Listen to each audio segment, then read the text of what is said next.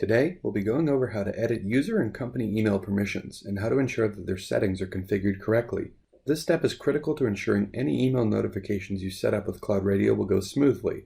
With a little bit of work, you can start communicating with your clients regularly and without fail. Let's start by checking on the company permissions. First, we'll navigate to Partner on the left-hand side of the feature sets and click on Clients.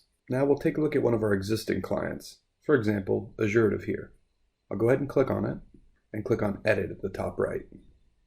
There's an option beneath Portal Logo URL for enabling email message delivery to company users. We can see that the box is already ticked. In fact, it will be by default. Be sure to check this if you're having trouble with email delivery with companies. It's a pretty simple process for companies, but now let's check on users. Let's make our way over to the second tab, Users. We can modify the rights of each individual user across all companies. If I click on one, for example, Jeff here, and then click on Edit at the top right, we can quickly see if an email is enabled for the user. The two options here are the Daily Digest, which I'll go into greater detail on in another video, and Valid Email. By default, these two options will always be on for each user. There's also a faster way to check if email delivery is on for each user. There's an email column right here with a red no or a green yes depending on if they do or don't have it turned on. While this view can be helpful, it can also be overwhelming if you've got a lot of clients loaded in. The recommended way to view and modify email permissions within a client is to navigate back to the Companies tab and impersonate an admin within the company. For example, Azure here. I'll click on these three dots and click on Impersonate Admin. CloudRadial will open a new tab for me.